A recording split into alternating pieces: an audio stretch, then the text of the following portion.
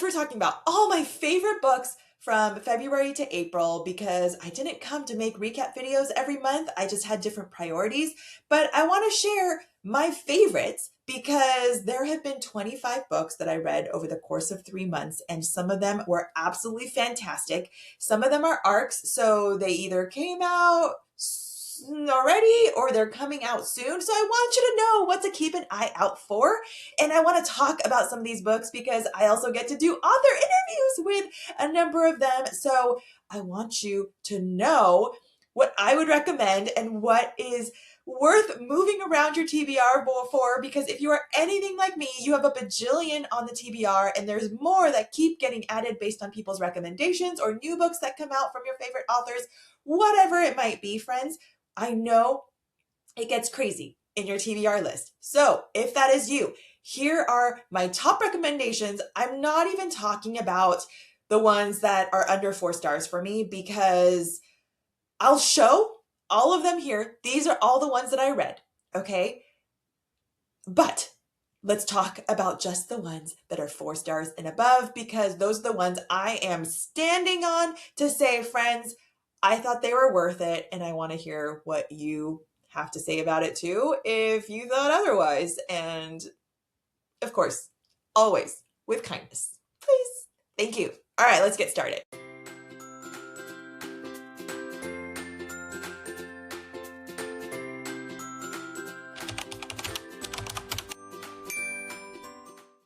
Go in the order that I see them on my Goodreads because that's how I keep track of it. I have to write it down right away or I'm going to forget because I read so much and I jump sometimes from book to book. And so if I do not write it down, it goes in and out. Some people can remember for such long periods of time. Friends, I can't even remember by the time it gets to book club time because I am part of an in-person book club. And from the time that I read it during that month, because a lot of times I can't wait and I read at the beginning of the month and we meet at the end of the month usually. So this is how I write things down. If you want to be book friends or Goodreads friends, I'm there. I'm also on Storygraph, but all my reviews, my written reviews are usually on Goodreads. Okay, I'm just going in order of how I read it, okay? Just for the Cameras by Megan Quinn.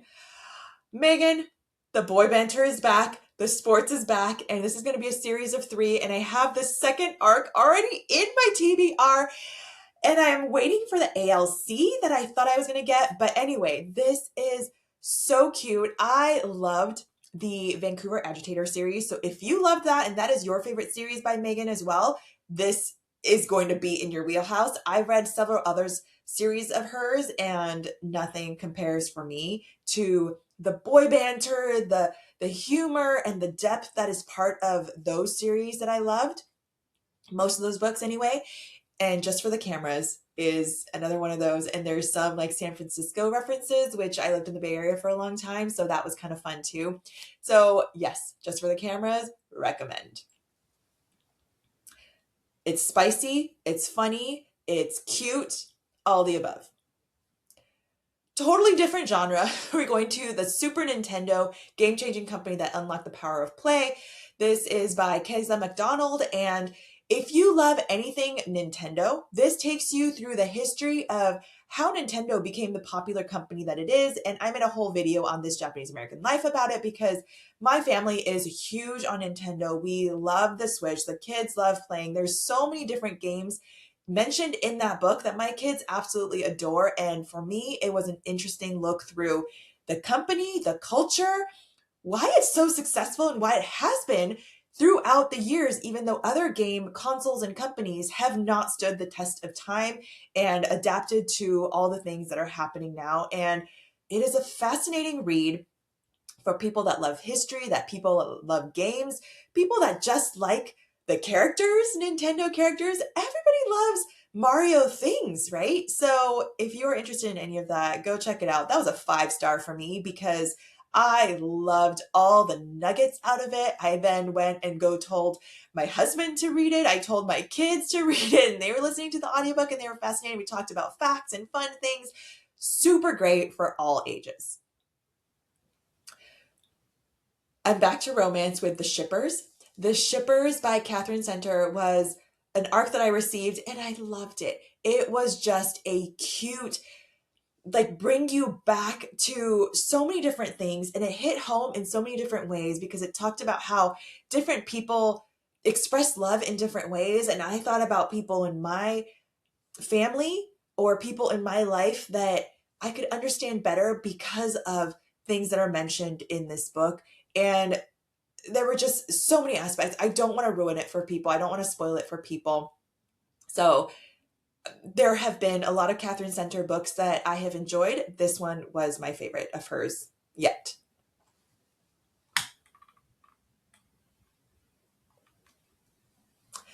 Casanova LLC, that might sound a little bit crazy to you, but this is a Julia Whalen book, and I was able to interview her because she is one of my favorite narrators by far for audiobooks. And I loved having this conversation with her because she is such a like beautiful human being in general from the times that I have interacted with her in various capacities. And this book just kind of came out of her as a like, this is what I would do or write about if I could just write what I wanted. And I loved hearing the story behind it. And then I went to go listen to it, and it was just a beautiful love story of a gigolo. It might sound like a crazy premise, but the male main character is a gigolo, and you have this wealthy woman, um, and they were like separated. They could not be together at the time that they first met, but it is this unfolding of expectations on people in so many different capacities and ways. It is so deep, and yes, it gets spicy, and yes, you might blush a little bit listening to it, but there is such depth to it that it was an absolute 5-star for me. And listen to it on audiobook, and go check out Audioberry, which is her creation of a audiobook creation company because of the injustices that are there for narrators. There's so much that you can listen to from the interview that I did with her, so go check it out. I have it up. It's a fascinating world into the creation of audiobooks and how people get compensated. And there's just a whole rabbit hole version that you can go down with bloopers or interviews with the narrators and things like that. So absolutely worth checking out there. I keep going back and forth between fiction, nonfiction, different things because I read everything. If that is not obvious to you from being on this channel for any portion of time, this is, again, your call. That I read everything. I take all sorts of recommendations, love it all. The next book I read was Tiny Experiments, How to Live Freely in a Goal-Obsessed World by Anne-Lauren Lecouf. I might have butchered that. I'm sorry if I butchered your name. But this is all about embracing curiosity and making tiny experiments in your life. And I've talked about this so much because this is one huge thing that I think is a huge skill and ability for us to have, and that we lose from childhood a lot, especially as mothers, and we prioritize everybody else. But this is a way for us to cultivate that, and I have talked about it in so many different places. So hearing this and putting those passions of mine into words and intangible steps, this is a great book. If you are like, I want to start finding some joy for me again and finding some time to figure out what changes I want to make in my life, this breaks things down very easily so that you can go make tiny shifts, tiny experiments to see if something is for you, or you can let things go because something is not for you.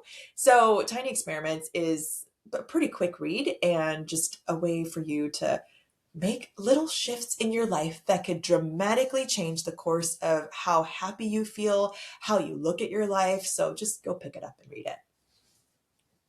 Say You'll Be Mine by Naina Kumar was a really cute romance that I read, and it has Indian and Asian cultural themes that I really appreciated. And I have a arc by her that is on my TBR as well, so that is on my May reading list. But if you are looking for a little bit of diversity in your romance and want something that kind of touches on other cultures, this is absolutely a great fake dating, fake engagement romance that also pulls at your heartstrings in a lot of different ways as well. Dolly All the Time.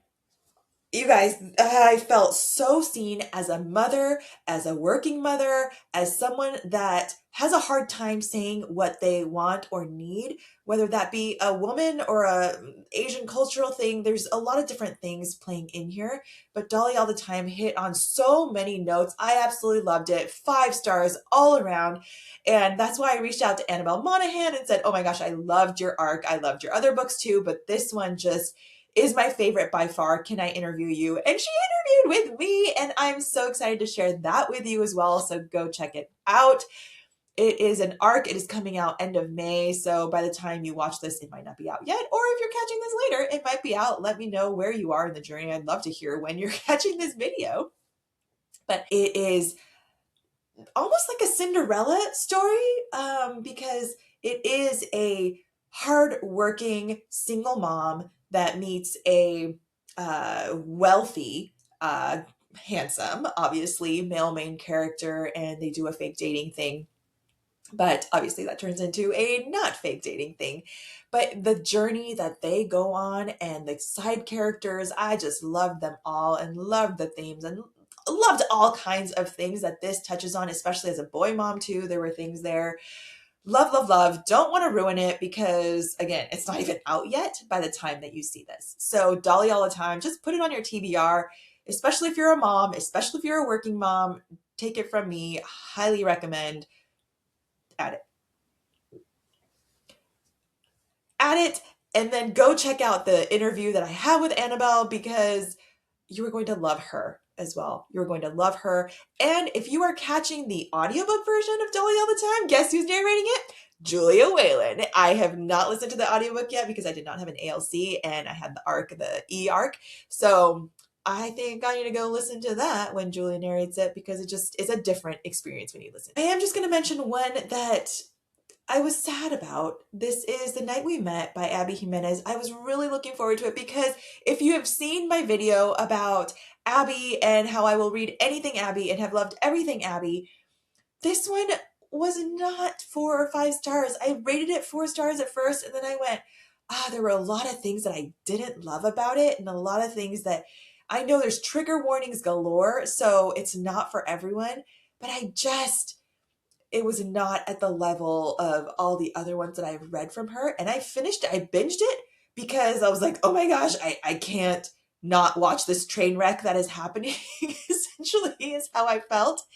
And it did wrap it up, but it just did not sit with me in the same way that the other ones, like Life's Too Short. I bedazzled that and I love that book, and I think about it a lot. This one I'm not going to continue thinking about, other than, oh man, like, oh, how do we not act like that, is more how I thought.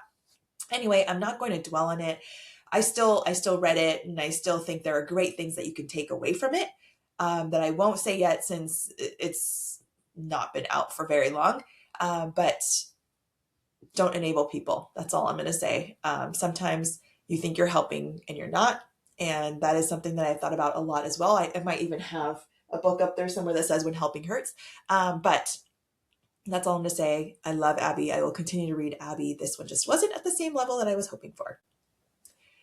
Dear Debbie was one that I had been meaning to read Frida McFadden, and I had not read any because I'm not usually like a suspense thriller. I'm not huge on mystery unless it has some like romantic stuff or comedy or something in there other than just straight up mystery thriller, suspense, horror, none of that.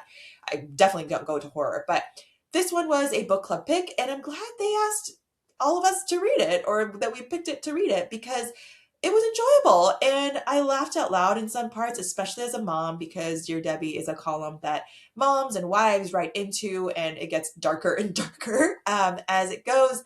So there's a lot of dark aspects as well. There are a lot of things that you can relate to if you're a wife, if you're a mom. They're really interesting things, funny things. If you are a teen mom, you're going to get a little kick out of it as well. So I'm glad I read it and I enjoyed it, and I was able to talk about it with my book club friends. If you are not part of a book club, friends, whether it is in person or virtual, I highly, highly recommend it for so many different reasons. I love my in-person one, and I definitely started to create a virtual one but there wasn't super interest. So if you are interested in something like that and you want me to think about a Homeless Mamas or Amy Ann's Reads or whatever we want to call it book club, let me know in the comments because I'm open to it if people are interested.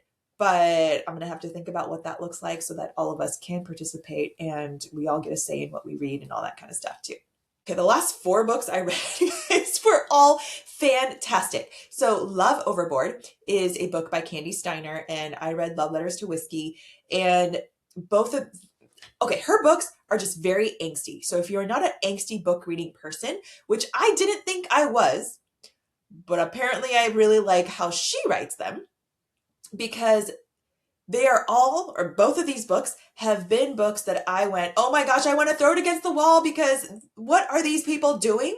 What is your decision making skills? However, I had to keep reading and I had to know what happens and how they resolve it and that they were going to be okay and that everybody else was going to be okay. And she is the queen of keeping you on the edge of your seat and wanting to throw the book, but also loving the book and all of that. So Love Overboard is, I didn't know there was an actual reality show called Below Deck, but it is like that. It is a high-end luxury yacht crew and the reality show that goes with it, and they do a great job. I listened to it. I had the ALC copy and it was so fun to hear the confessionals, and they have sound effects so that you know when things are a little bit different than the regular book reading. It's more the confessionals or looking back or things like that. So it is well done. It keeps you on the edge of your seat. It is a romance. You're like, oh my gosh, you know it's coming, you know it's coming. So it takes you through all of the emotions of wanting to throw your head into the wall, as well as feeling all the feels when things are a little more reconciled. So yeah, go read it if you want that angst and you like reality shows. The Midnight Train was another arc received, and this, while there's a lot of sadness that goes into it, because if you love The Midnight Library, which I have down there somewhere, this is the second of that series. It's not related in a way that you have to read the first to read the second, but it is a similar vein of reflective on your life. The Midnight Library is kind of like the in between of life and death, whereas Midnight Train goes into after death. You look back on your life and what does that look like? How do you react differently? What would you change? What would you prioritize in your life more? And I think all of us would look back on our lives and not prioritize work, right? And yet our lives do not reflect that on a normal basis. So it's just an interesting look back on life, on the specific person, and how things played out, and what would you differently if you could go back in time and tell your younger self, be careful of these things or make these different choices, because sometimes it does come down to those forks in the road, those small that you think are small forks in the road, and you choose one over the other, and we can't live dual lives. But if we can learn from things that we are doing or things that we see other people reflect on and make those changes so that we can live lives that we will be excited about, we will, at the end of our lives, we're always going to regret something. But if we can have the least regrets as we go and know what our priorities are, I think that is huge. So this is one of those very reflective ones. So if you're not ready for super reflective, deep thoughts about life and death and how you're living life now, don't pick it up. But if you do like those, then absolutely pick it up. If you want something a little funner and spicier and a little crazier and not real life, at least I hope, Game On by Navessa Allen. If you liked Lights Out, this is going back to more of that humor and feel, because Caught Up was a little bit different for me, and I loved Lights Out, went into Caught Up, and it just wasn't the same humor. It just wasn't the same tone, in my opinion. And so while I still enjoyed it, Game On was back with the spice, the dark, super morally gray. So morally gray going on black. So if that is not your thing, obviously don't go there. But I really enjoyed it. I really enjoyed, there was the depth in characters for it, as well as just funny things that I laughed out loud about. And I appreciated that a lot. Yeah, yeah, that's where I'm leaving it. last one I'm going to talk about, and I haven't even written a review as I see on my Goodreads, and this is out of my memory now, but Into the Blue by Emma Brody was one that I've seen everywhere because it's like a Reese book club pick, and all the places people are talking about it, and I went, okay, let me go read this. It is a love story through the ages, essentially, because AJ and Noah meet when they are teenagers, and you can tell they're crazy about each other. They have this connection, but Noah is a famous actor family's child, and that's part of that dynasty. And she is a young kid that is just trying to make her way, happens to meet him at a job, and they meet years later acting with one another again, because that's how they really connected. Is they started acting together, and then they come back together years later, and it's just always a sense of timing and circumstances of life that are not fair, and there is heartbreaking aspects about it, and all throughout you are rooting for them, but you are so torn about what is the right thing to do, because I think the biggest thing about it is that they're trying to do the right thing for each other or for themselves. I don't want to spoil it. I might just make a whole different video about it for people that want to talk about it, but it is beautiful. It is so emotional for me. There were so many days where I was staying up too late and crying myself to sleep and having to turn it off, because I can't sleep like this. I can't sleep like this because I'm going to be so sad. I'm going to be so heartbroken. I'm going to feel so bad for both of them or everybody involved or whatever. And whew, that is all I'm going to say. But it takes you through the ride, and it is a beautiful ride throughout. And Julia Whalen narrates it, friends. So again, for my Julia Whalen fans, this one was an absolute masterpiece. 5 stars. Totally worth the hype, in my opinion. I love that that's where it ended, actually, because that was a fantastic finish to my April reads going into May. I have several great May reads. I started Theo of Golden, which has been on my list forever. I started 107 Days by Kamala Harris, which I'm already getting mad about different things that are happening in society, but I know that's a very polarizing thing. So I'm just going to end it there, because there are AAPI reads that I'm reading in May, but there are also others coming out, like Birds of a Feather by Kate Stewart, that I am absolutely having on my list because I can't not read it right away. Kate Stewart is a huge must read for me. So would love to hear what your favorites have been over the course of this year, January through April. Hit me with them, make my TBR list even longer, or help me prioritize what to move up on my TBR, because there are absolutely amazing ones on there. Tons of arcs that I have to get to as well, because I want to, and some I'm like, oh, I committed to reading it. Let me just go do that. But alas, friends, reading is beautiful for my soul. I hope it is for you too. And I hope you enjoy these recaps of me ranting. If you do, let me know, because this just might be how it has to go, because I do not have time to make these super pretty videos. If you are here for super pretty videos, sorry friends, that's not me. We're just being real. We're just being authentic and sharing and caring. And there you have it. Have a good one, friends. See you in the next video.